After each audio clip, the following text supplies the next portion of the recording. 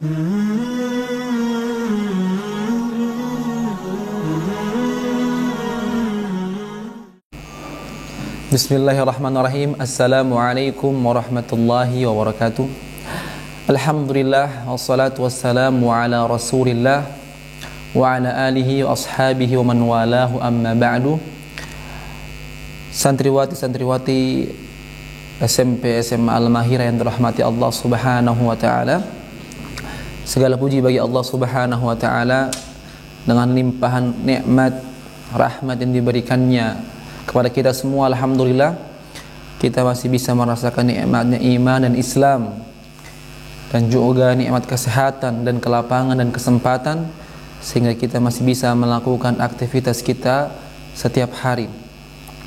Selawat serta salam marilah kita haturkan bersama-sama kepada junjungan besar kita Nabi Allah Muhammad sallallahu alaihi wasallam,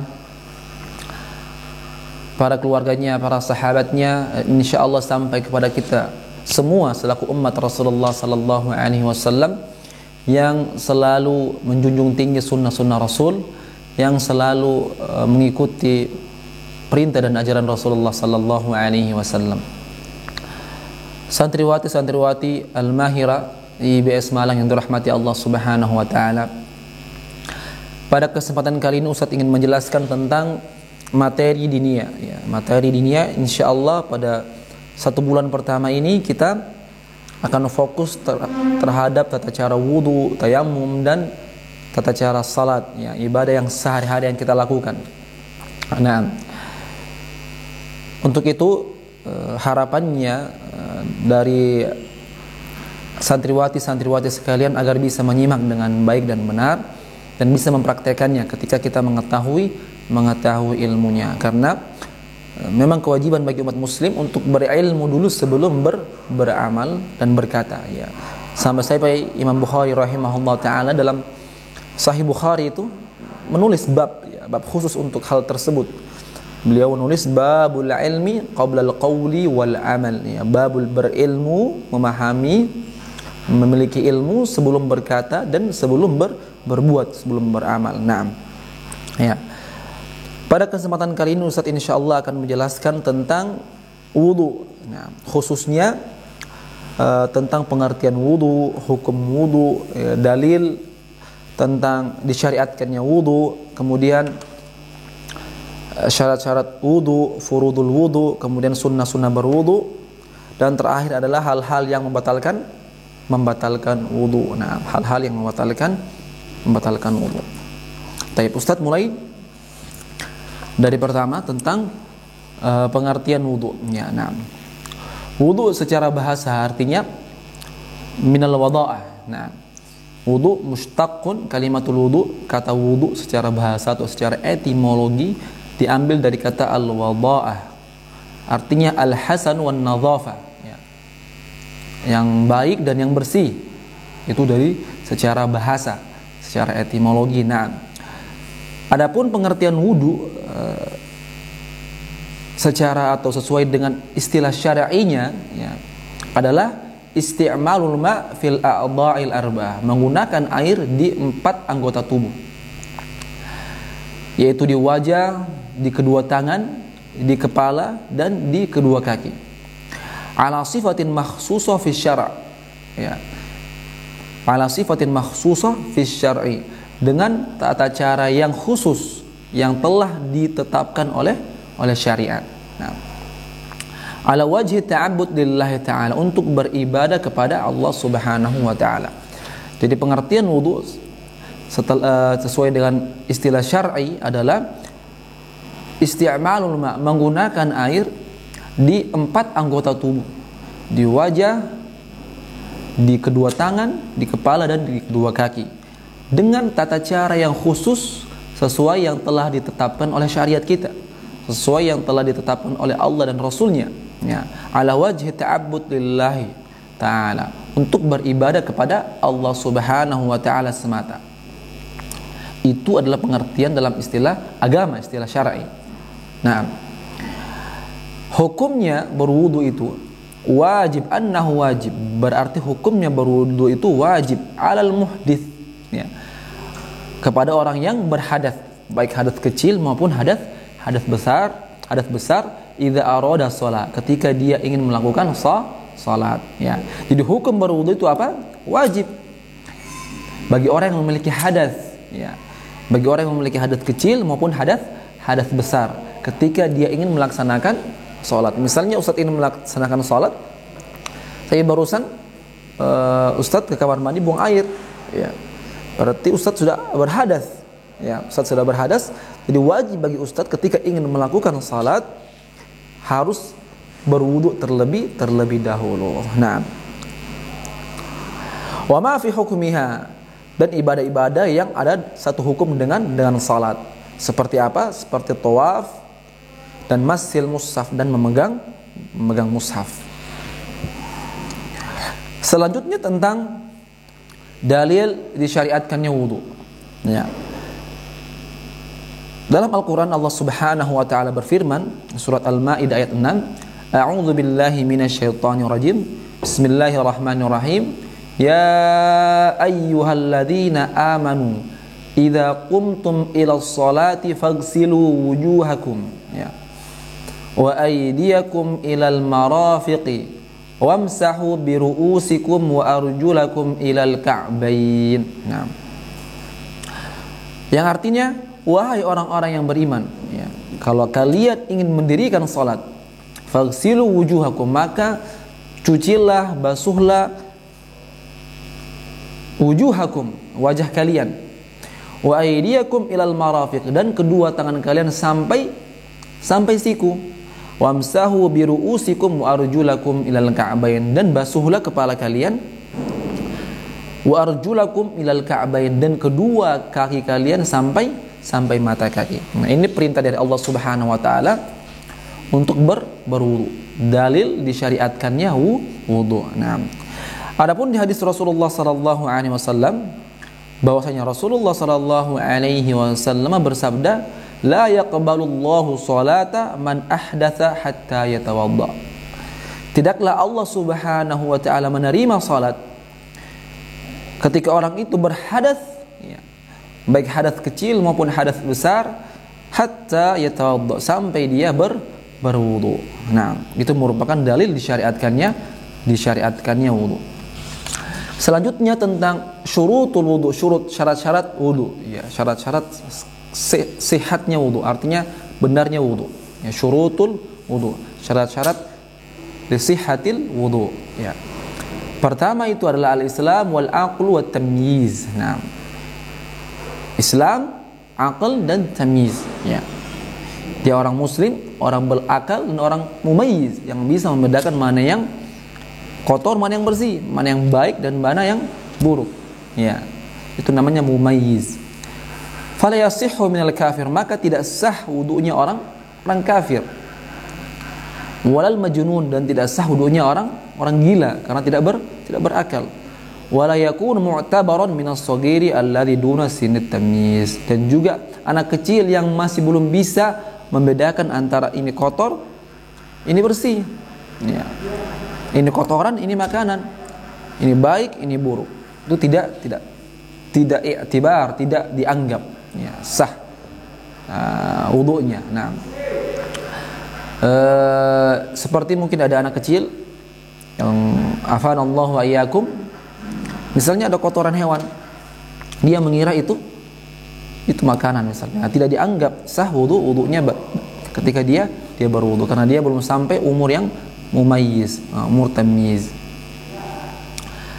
Yang kedua, syarat yang kedua adalah niat, ya, niat.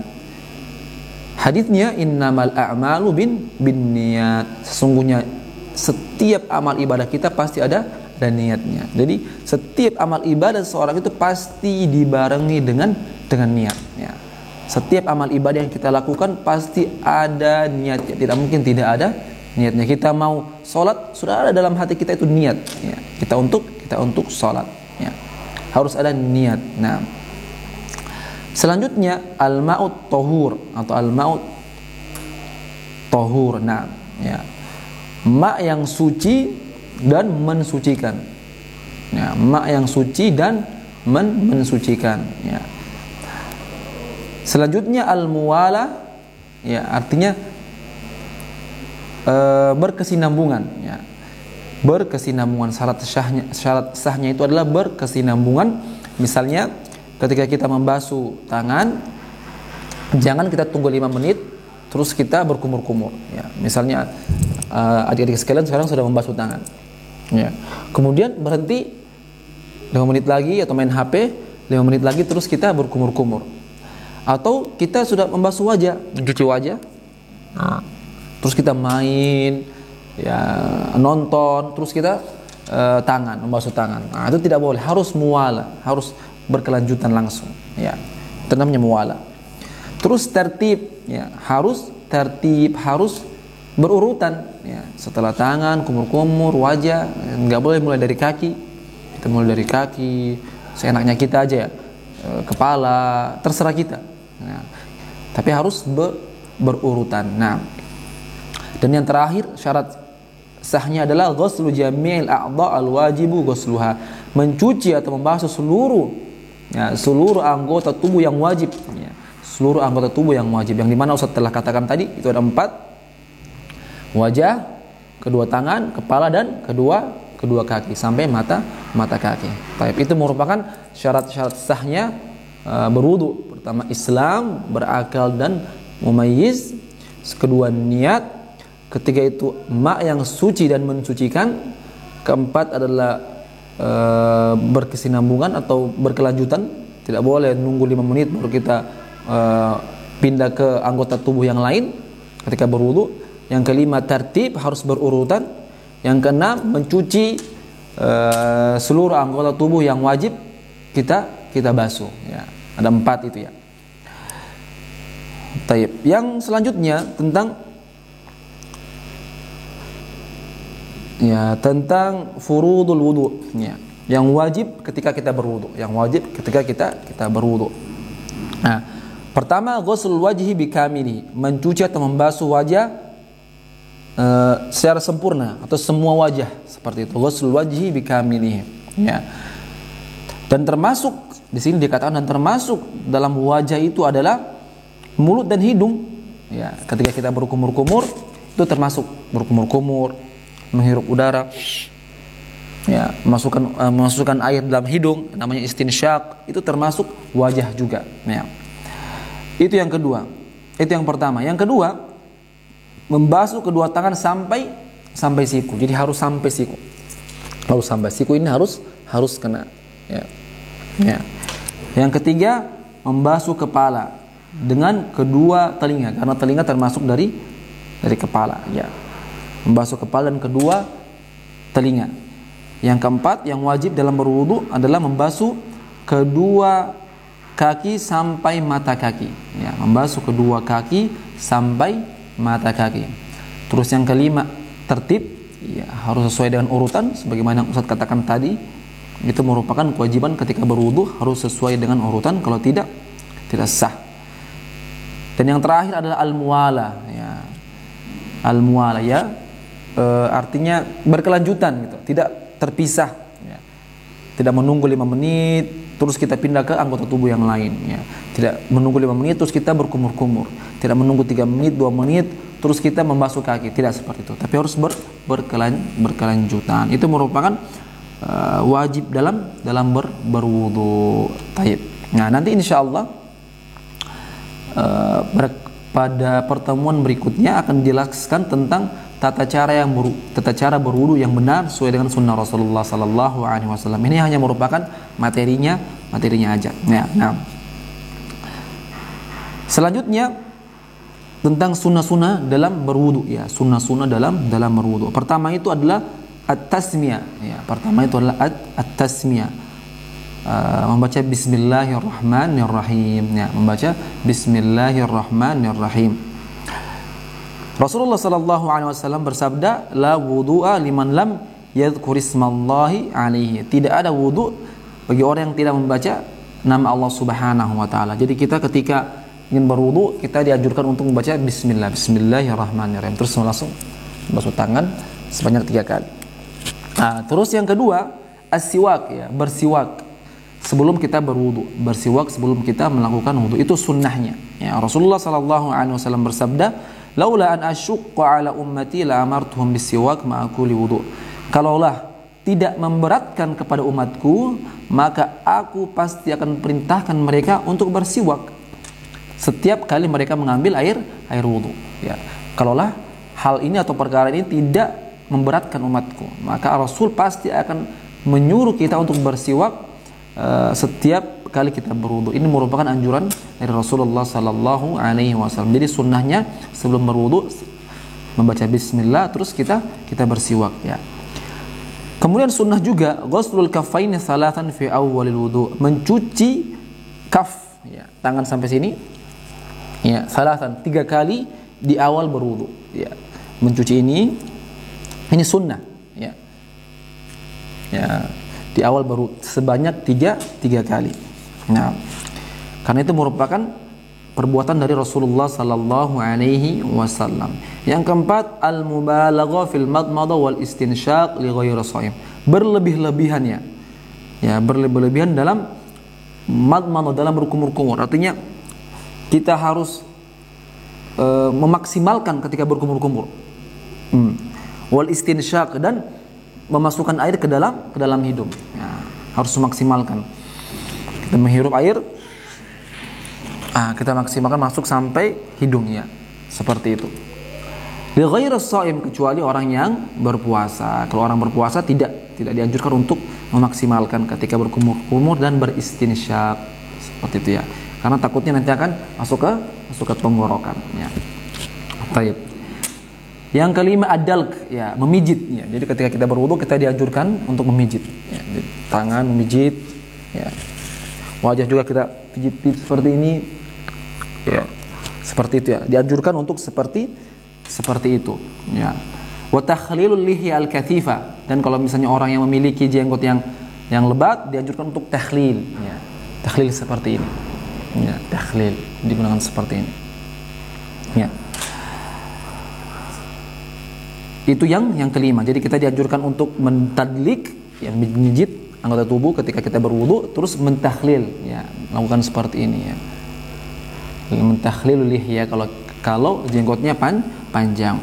Yang keenam, taqdimul yumna 'alal yusra, mendahulukan yang kanan dan yang kiri pada kedua tangan dan kedua kaki. Jadi ketika ingin membasuh tangan atau mencuci tangan, kita dahulukan yang kanan, kemudian yang kiri. Begitu pula kaki. Nah, karena Rasulullah sallallahu alaihi wasallam melakukan hal tersebut. Kemudian yang ketujuh, tathlithul ghusli fi wajhi wal yadaini wa rijlain. Membasuhnya sebanyak 3 kali, ya. Di wajah maupun di kedua tangan maupun di kedua kaki. Membasuhnya sebanyak 3 kali, itu sunnah. Faqad sabata anhu annahu tawadda'a marratan wa marratain wa salatan wa salatan, ya. Telah datang riwayat dari Rasulullah sallallahu alaihi wasallam, sungguhnya Rasul itu berwudu sekali-sekali, ya. Pernah Rasul sekali-sekali, pernah 2 kali, pernah 3 kali. Artinya membasuhnya 1 kali selesai, sudah yakin Rasul ini sudah basuh semua. Membasuhnya 2 kali juga Rasul pernah, dan membasuhnya juga pernah Rasul 3 kali. Jadi sunnahnya kita melakukan sebanyak 3 kali dalam anggota tubuh, di anggota tubuh untuk berwudu. Nah, tapi kalau misalnya kita melakukan 1 kali dan kita yakin itu sudah sangat cukup, artinya kita sudah sangat sempurna berwudu, itu sudah cukup. Ya, mungkin pada saat keadaan air sangat sedikit, misalnya seperti itu. Terus yang terakhir, membaca zikir yang warid, ya, yang sesuai dengan sunnah Rasul, ya, zikir yang sesuai dengan anjuran dari Rasulullah sallallahu alaihi wasallam. Rasulullah sallallahu alaihi wasallam bersabda, "Ma minkum ahadun yatawadda fayusbighul wudu thumma yaqul asyhadu an la ilaha illallah wahdahu la syarikalah wa asyhadu anna Muhammadan abduhu wa rasuluh illa futihat lahu abwabul jannati thamaniyah yadkhulu min ayyuha syaa." Tidak ada seorang hamba yang berwudu, ya, kemudian dia menyempurnakan wudu. Apa arti menyempurnakan wudu? Dia memperhatikan wajib-wajib berwudu, syarat-syarat berwudu, sunnah-sunnah berwudu diperhatikan dan dilakukan secara sempurna. Itu namanya menyempurnakan wudu. Kemudian setelah dia berwudu, dia membaca doa ini, asyhadu an la ilaha illallah wahdahu la syarikalah wa asyhadu anna Muhammadan abduhu wa rasuluh. Ya, Ustaz ulangi lagi. Asyhadu an la ilaha illallah wahdahu la syarikalah wa asyhadu anna Muhammadan abduhu wa rasuluh. Ustaz ulangi lagi.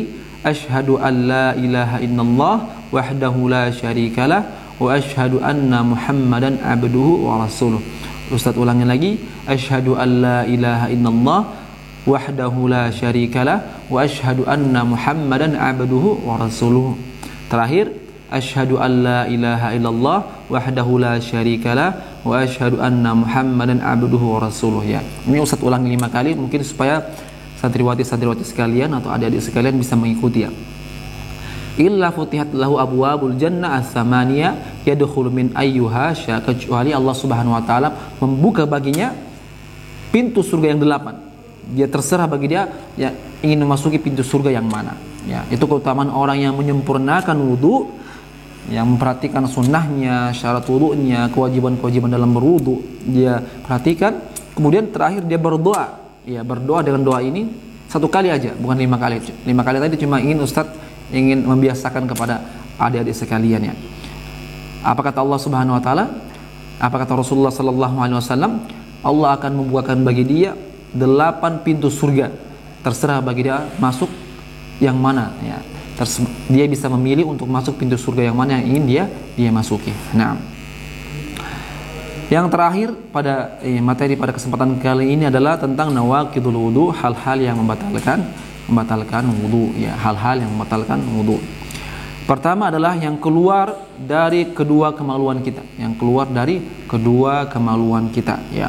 Baik itu ketika kita ingin buang air kecil atau ketika ingin buang air besar atau merupakan mani atau madhi, atau bagi perempuan darah haid ya, atau mungkin kentut ya yang keluar, afanallahu ayyakum, kentut yang keluar dari dubur kita, baik itu sedikit maupun banyak ya. Sedikit maupun banyak itu sudah membatalkan wudu. Misalnya afanallahu ayyakum, misalnya kita ingin buang air kecil, keluarnya sedikit, itu sudah membatalkan wudu. Ingin buang air besar, keluarnya sedikit, sudah membatalkan wudu. Bagi perempuan darah haid, keluarnya sedikit, tapi itu sudah membatalkan wudu. Begitu pula ya, angin yang keluar dari dubur kita, walaupun itu kecil, itu juga sudah membatalkan wudu. Nah, yang kedua, zawalul aql atau taghtiyatihi bi igma aw naum ya. Hilangnya akal ya, hilangnya kesadaran kita atau tertutupnya kesadaran kita ya. Misalnya dengan pingsan ataupun tidur ya, dengan pingsan ataupun tidur. Zina ada pembahasannya ya. Ada hal yang disepakati oleh para ulama, kalau misalnya orang gila dan orang pingsan dan orang mabuk, itu sudah sepakat ulama bahwasanya itu membatalkan wudu. Gila, pingsan dan mabuk ya, mabuk karena itu sudah menghilangkan akal, itu ulama bersepakat bahwasanya fayan kudu wudu ijma'an ya, telah membatalkan wudu. Nah, kalau misalnya tidur ya, ini ada tafsilnya, ada detailnya. Kalau misalnya tidur itu mustaghrib, tidur itu sangat terlelap, tidurnya sangat lelap, maka itu membatalkan wudu ya. Bagaimana kadarnya sangat terlelap sampai dia tidak mengetahui hayati kana naum ya. Dia tidak mengetahui posisi badannya ketika dia tidur ya. Sudah gerak sini, bergerak ke sana, dan dia tidak menyadari hal tersebut ya. Itu namanya tidur sudah sangat lelap ya. Kalau tidur masih dia punya kesadaran sedikit-sedikit ya, artinya tidak terlelap, maka insya Allah tidak membatalkan wudu. Biasanya orang-orang itu kalau misalnya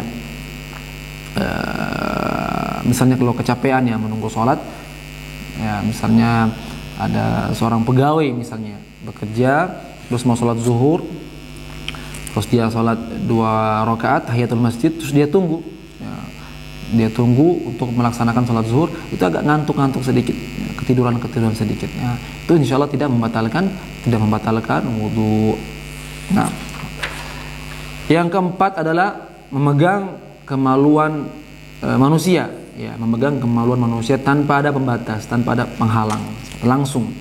Rasulullah sallallahu alaihi wasallam bersabda, "Man massa dzakarahu falyatawadda." Barang siapa yang memegang kemaluannya maka dia wajib berwudu. Ya. Terus yang kelima adalah aklu lahmil hibil, memakan daging unta, ya. Ada seorang yang bertanya kepada Rasulullah sallallahu alaihi wasallam, "Ana tawadda min luhumil ghanam?" Ya Rasulullah, apakah kita itu wajib berwudu setelah makan daging kambing? Rasul mengatakan, "In syi'ta tawadda wa in syi'ta la tatawadda." Terserah kamu. Boleh kamu berwudu, boleh juga kamu tidak berwudu, ya. Qala, dan dia bertanya lagi, "Ana tawadda min luhumil ibil?" Apakah kita berwudu, ya, setelah memakan daging unta? Kata Rasul, "Na'am tawadda min luhumil ibil." Ya, wajib kalian berwudu setelah memakan daging unta, ya. Jadi barang siapa yang umrah atau haji terus memakan daging unta, dia wajib setelah itu ketika ingin melakukan sholat dia berwudu. Nah, yang terakhir adalah orang yang keluar dari Islam, dari Islam. Ya qaulihi ta'ala, "Man yakfur bil imani faqad habita 'amaluh." Barang siapa yang telah kufur, maka telah terhapus amal ibadahnya. Otomatis amal ibadahnya tidak. Misalnya dia itu berwudu, misalnya seorang berwudu, kemudian 5 menit kemudian dia keluar dari agama Islam, maka wudunya sudah tidak sah lagi. Baik. Itu merupakan materi-materi yang pada kesempatan kali ini Ustadz bisa sampaikan tentang pembukaan dalam masalah wudu, ya. Jadi mudah-mudahan adik-adik sekalian atau santriwati sekalian bisa mencatatnya dengan baik. Kemudian penjelasan ini bisa bermanfaat bagi santriwati sekalian. Ya, Ustadz ringkas lagi kesimpulannya. Kita tadi sudah membahas tentang pengertian wudu secara bahasa dan secara syar'i. Secara bahasa itu artinya adalah baik atau bersih, dan secara syar'i telah menggunakan air di 4 anggota tubuh, yaitu di wajah, kemudian di kedua tangan, kemudian di kepala, kemudian di kedua kaki, dengan tata cara yang telah ditetapkan oleh agama kita, oleh syariat kita, untuk beribadah dengan mengharap hanya untuk beribadah kepada Allah Subhanahu wa taala. Ya.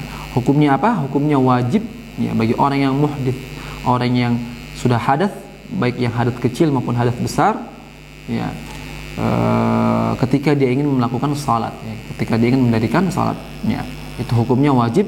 Ketika dia berhadas ingin melakukan salat, maka wajib dia berwudu. Adapun dalilnya itu adalah Quran surat Al-Maidah ayat 6, ya, Quran surat Al-Maidah ayat 6. Kalau misalnya hadis dari Rasulullah sallallahu alaihi wasallam adalah bahwasanya Allah Subhanahu wa taala tidak menerima, ya, salatnya seorang hamba yang berhadas kecuali dia telah berwudu atau sampai dia berwudu. Nah, itu merupakan dalilnya. Adapun syurut-syurutnya itu adalah Islam, berakal dan tamyiz, kemudian niat, kemudian menggunakan air yang suci dan mensucikan, kemudian muwalah, ya, berkesinambungan artinya berkelanjutan, tidak ada jeda ketika kita melakukan wudu, ya. Kemudian tertib sesuai dengan urutan, tidak boleh seenaknya kita. Kemudian mencuci 4 anggota tubuh yang wajib, ya. Adapun furudul wudu, hal-hal yang wajib dalam wudu adalah, ya, membasuh atau menyuci 4 anggota tubuh yang wajib, ya. Wajah, kedua tangan, kepala dan kaki. Wajah sudah termasuk dengan berkumur-kumur dan istinsyak, memasukkan air dalam hidung. Kemudian kedua tangan harus sampai siku. Kemudian kepala sudah termasuk telinga di kepala itu. Kemudian kedua kaki sampai mata kaki. Dan hal yang wajib juga kita harus tertib, ya, sesuai aturan dalam berwudu, berurutan maksudnya. Terus yang selanjutnya adalah muwalah, ya, berkelanjutan, bersinambungan, tidak ada jeda, ya. Itu adalah merupakan wajib-wajib, hal-hal yang wajib yang dilakukan dalam berwudu. Adapun sunnah-sunnah dalam berwudu adalah membaca bismillah, sebelum kita berwudu, bersiwak kalau tidak memberatkan bagi kita, ya. kemudian mencuci kedua tangan sebanyak 3 kali. Kedua tangan ini sebanyak 3 kali di awal wudu, itu merupakan sunnah dalam berwudu. Nah, memaksimalkan ketika kita berkumur-kumur atau beristinsyak, atau berlebih-lebihan dalam berkumur-kumur ataupun beristinsyak, kecuali bagi orang yang berpuasa, karena ditakutkan air wudu itu akan masuk ke tenggorokannya. Nah, terus sunnah yang selanjutnya adalah adalk wa takhlilul lihya, ya, memijit-mijit ya anggota wudu, ya, memijit-mijit anggota wudu, kemudian takhlilul lihya, dan melakukan seperti ini bagi orang yang memiliki jenggot yang lebat, ya. Yang keenam adalah mendahulukan yang kanan daripada yang kiri di kedua tangan dan kedua kaki. Ketika kita ingin membasuh dan menyuci kedua tangan dan kedua kaki, kita harus mendahulukan yang kanan daripada yang kiri, itu sunnahnya. Yang ketujuh adalah tathlithul ghusl fil wajhi wal yadain wa rijlain, mencuci seluruh anggota wudu 3 kali, itu sunnahnya. Tapi kalau kita lakukan 1 kali, sebanyak 1 kali itu sudah cukup, ya. Yang penting kita sudah yakin bahwasanya kita telah menyempurnakan wudu kita, ya, wudu kita. Karena Rasulullah SAW pernah berwudu sekali-sekali, ya, ya, ataupun membasuhnya sebanyak 2 kali, atau sebanyak 3 kali, ya. Yang terakhir dalam sunnah berwudu adalah berzikir, ya, berzikir asyhadu an la ilaha illallah wahdahu la syarikalah wa asyhadu anna muhammadan abduhu wa rasuluhu. Jadi barang siapa yang menyempurnakan wudunya terus berzikir dengan zikir ini, maka Allah akan membuka bagi dia 8 pintu surga, ya. Allah akan membuka bagi seorang hamba tersebut 8 pintu surga, terserah bagi dia mau masuk pintu yang mana, ya. Yang penting dia telah menyempurnakan wudunya, memperhatikan sunnahnya, wajibnya, syarat-syarat wudu, kemudian dia berdoa dengan doa ini, maka terbuka bagi dia 8 pintu surga, terserah bagi dia mau masuk pintu yang mana. Dan yang terakhir adalah tentang hal-hal yang membatalkan wudu. Kesimpulannya adalah yang keluar dari kedua kemaluan kita, ya, baik itu berupa buang air kecil atau buang air besar, ya, kotoran yang keluar dari kedua kemaluan kita. Yang kedua adalah hilangnya akal, ya, hilangnya akal karena mungkin irma, ya, pingsan, atau mungkin karena mabuk atau gila. Itu sudah sepakat para ulama, wudu kita telah batal, ya. Hilangnya akal gara-gara pingsan, mabuk ataupun gila, ya. Kalau tidur, ya, tidur yang membatalkan wudu adalah tidur yang sangat terlelap, ya. Tidur yang sangat terlelap, ya. Itu yang membatalkan wudu. Nah, yang selanjutnya adalah memegang kemaluan manusia secara langsung tanpa ada penghalang, ya. Memegang kemaluan manusia secara langsung tanpa ada penghalang. Yang selanjutnya adalah memakan daging unta, ya. Barang siapa yang memakan daging unta, maka wajib dia berwudu ketika dia ingin melakukan salat, ya. Dan yang terakhir adalah keluar dari agama Islam, ya. Itu adalah hal-hal yang membatalkan wudu. Begitulah kesimpulan, ya, pelajaran atau materi pada kesempatan kali ini. Insyaallah bermanfaat. Kurang lebihnya Ustaz mohon maaf. Mudah-mudahan bisa kita amalkan. Akhirul kalam, subhanakallah bihamdika asyhadu an la ilaha illa anta astaghfiruka wa atubu ilaik. Wassalamualaikum warahmatullahi wabarakatuh. رب اجعلني مقيم الصلاة ومن ذريتي ربنا وتقبل دعاء